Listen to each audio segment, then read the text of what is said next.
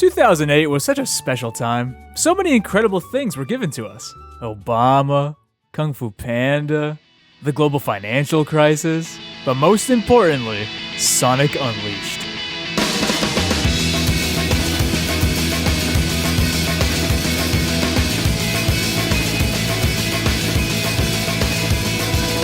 The 2000s were a very turbulent time for Sonic as a franchise, so much so that those have been called the Dark Ages of Sonic.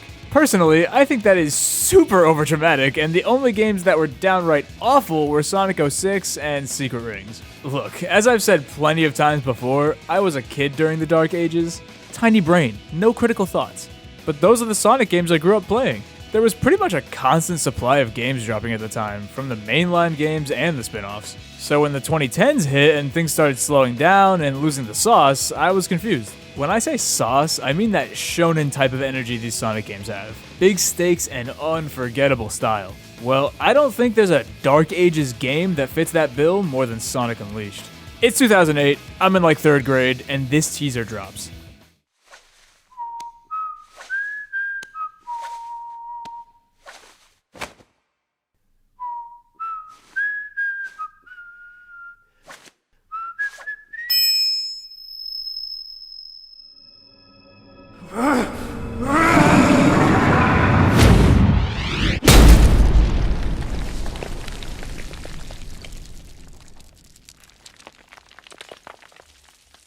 I was obsessed. What the hell was that? Was that Sonic?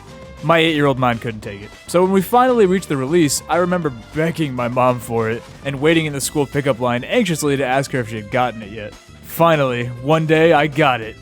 For the Wii, baby! Yeah, I didn't have a PS3 or a 360 at the time. We were a Nintendo household, so the Wii version was the obvious choice. I've since played both versions, and now it's even easier to play the HD version with the Unleashed Recompiled project. Seriously incredible work by these guys. I mean, I'm convinced that Sonic fans can pretty much do anything at this point as long as the blue rat is attached to it. You start up the game and are immediately shown the most beautiful Sonic cutscene ever created. For real, nothing has topped it to this day. Incredible animation, action, music, all of it is just nuts. My goat. My goat! I love the Sonic movies, but a part of me still wishes that they had looked like this instead. So Sonic pulls up to stop Eggman's schemes as usual, absolutely destroys his fleet as Super Sonic, and then gets lured into a trap. He pulls the energy out of the Chaos Emeralds to fire a giant fucking laser at the planet, breaking it into pieces and releasing Dark Gaia. Eggman wants to use the power of this literal primordial god to help him build Eggman Land. Yep, all this for his damn theme park. Okay, it's not just for his theme park. He obviously wants to spread his rule across the planet, but the first thing he brings up is Eggman Land. You know what? Good for him. Because Sonic is at the center of this, he absorbs some of Dark Gaia's power and transforms into everyone's favorite, the Werehog. The Chaos Emeralds are also completely drained of their energy. Having no more use for Sonic or the Emeralds, Eggman expels them into space, where they fall to Earth. Was that not one of the coolest things you've ever seen? I mean, my god. Sonic lands face first into the ground and meets Chip, a little dude who has no memory of who he is. Sonic figures that he fell on him, and that's why he has amnesia. Hate it when that happens. So he decides to help Chip recover his memories while on the way to stop Eggman. Eventually, they meet up with Tails, who mentions that good old Professor Pickle should have some info about Dark Gaia. Of course, that asshat Eggman has him held prisoner, so they find and rescue him first. After Professor Pickle stops bitching about his cucumber sandwich, they learn that Dark Gaia is a natural part of the planet and was woken up prematurely by Eggman. From here, it becomes an adventure around the world. Hey, world adventure! You gotta visit 7 different continents and their respective Gaia temples to restore the Chaos Emeralds, which would also fix the broken pieces of the planet. This sets up the world tour nicely, and all the places you visit are based on real-world locations. It's super cool to explore and see how all these places and different cultures are represented. Anyway, yada yada yada, run across the world, fight some bosses, restore the planet. Oh, and also Chip regains his memories after visiting the 6th Gaia temple. Turns out Chip is actually Light Gaia, who was also woken up prematurely by Eggman, which was the real reason for his amnesia. Yeah, this kinda comes out of left field. There's a little foreshadowing, like this moment when Sonic was slowed down when falling to Earth, but I do think it could have used a little more build-up. But yeah, this little creature is the opposite being to Dark Gaia. The whole idea is that Dark and Light Gaia have been in conflict since the dawn of time, and over thousands of years, the planet breaks apart and gets reassembled in a cycle. So Chip has always been protecting the planet, but never really knew much about it or the people on it. His journey with Sonic let him meet people from every corner of the world and experience life on Earth. It's not a huge plot point by any means, but I really like that Chip gets this moment to appreciate the planet and understand his role in it. With one more piece of the planet to restore, they head to the final temple, which Eggman has built Eggman Land on top of. The theme park looks awesome, but I'll soon talk about the hell on earth it truly is. They reach the last temple and restore the Chaos Emerald, but Eggman pulls up to let them know Dark Gaia is already complete and tries to fight them with the Egg Dragoon, a mech that keeps showing up a little too much. Eggman gets beat as usual, but since the fight led them underground, they're finally faced with Dark Gaia. Eggman tries to command him to fight Sonic, but gets folded by Dark Gaia instantly, leaving Sonic and Chip to face him alone. Dark Gaia takes back what Sonic had absorbed to become the Werehog, powering him up even more and giving him 3 more eyeballs for Sonic to homing attack. Also, real quick, I gotta mention how amazing these CG cutscenes are. The opening and these last ones look insane, and I really miss when they did these. Please, please, Sega, Sonic Team, whoever, just let these come back. Chip, finally showing off his power as Light Gaia, summons all the temples they've been to and uses them to build the Gaia Colossus.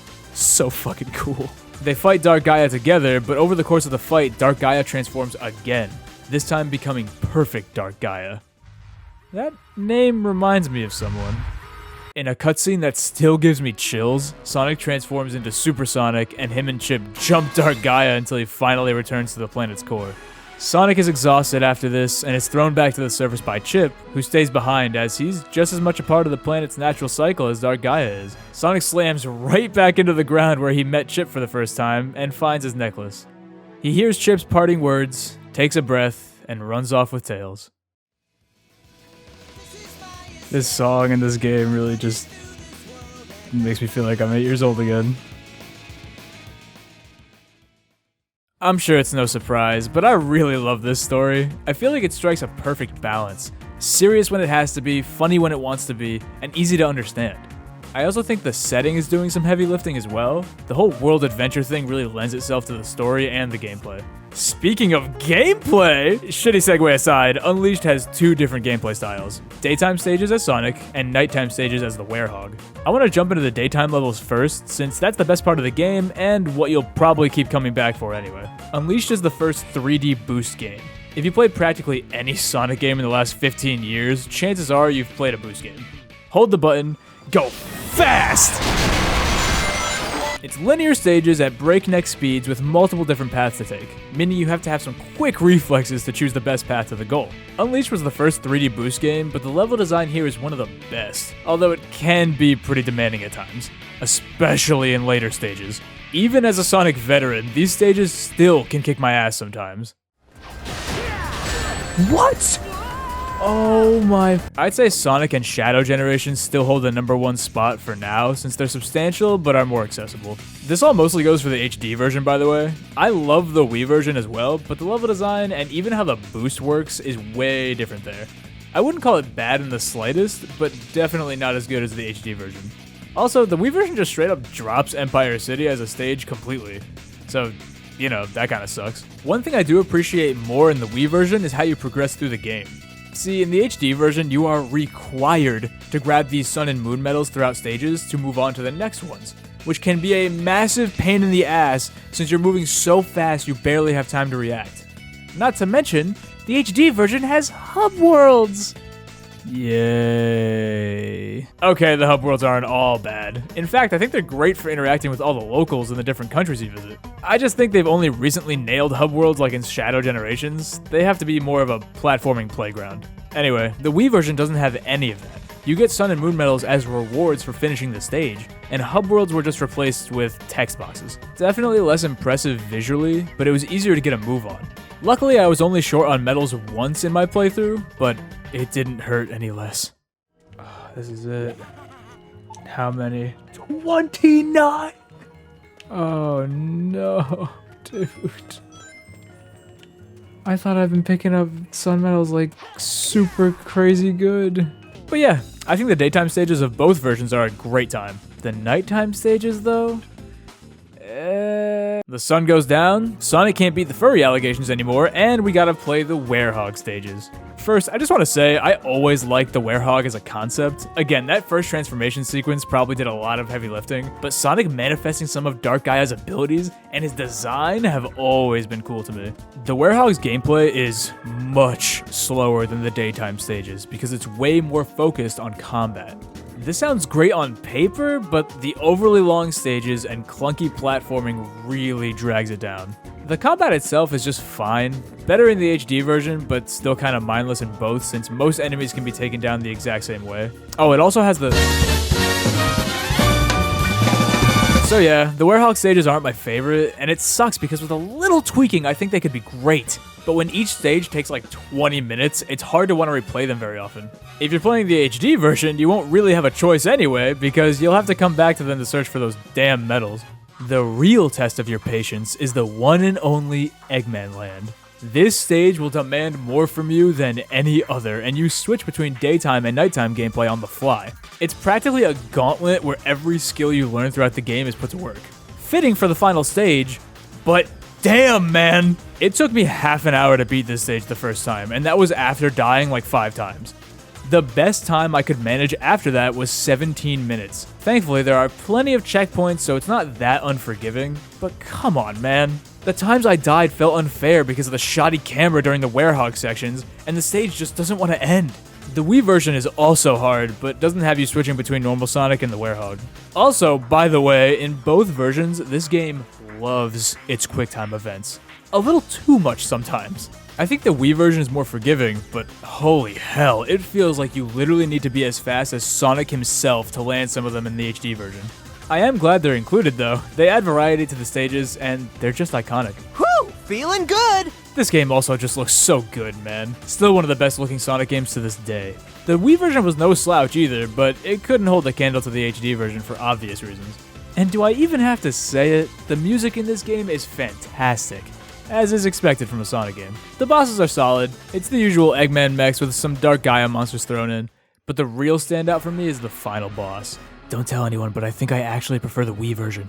After the Gaia Colossus section, the whole thing becomes a short stage for Sonic on the way to destroy Dark Gaia's eyeballs. I always thought that was so cool and so creative. And once that's all done, the Supersonic fight starts with the jaw-dropping orchestral version of Endless Possibilities playing in the background.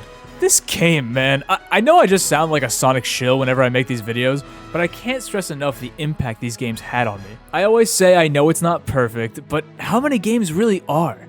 I keep coming back to these games because they make me happy, and I can appreciate the effort put into them much more now as a sad adult than when I was a child with hopes and dreams. And the effort really stands out here. Unleashed was the next mainline Sonic game after the tragedy that was Sonic 06. And I think that you can really tell here that Sonic Team was doing their absolute best trying to bounce back from that. Its production value and quality still holds up, and I think it always will, even if the Werehog could have been better. Clearly, I'm not alone in thinking that, since people have been asking for an Unleashed PC port for ages, plus the hype surrounding Unleashed Recompiled. So if you're not going to trust me, trust the internet, because the internet never lies. And that's about it. Thanks for watching as always. I know I keep making Sonic videos, which I'm not trying to do exclusively. I just always have a lot to say about the blue guy. I'll think of something else next time. Maybe. We'll see. Bye.